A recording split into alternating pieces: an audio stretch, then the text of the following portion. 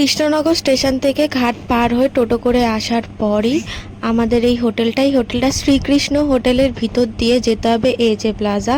তো এই যে শ্রীকৃষ্ণ হোটেল, এটা হচ্ছে ঘাটের পার। তো পার থেকে ডান দিকে এই শ্রীকৃষ্ণ হোটেল, এটার ভিতর দিয়েই আমাদের হোটেলটা যেতে হবে। তো আমাদেরকে পুরো ডিটেলস দেখিয়ে দিচ্ছি।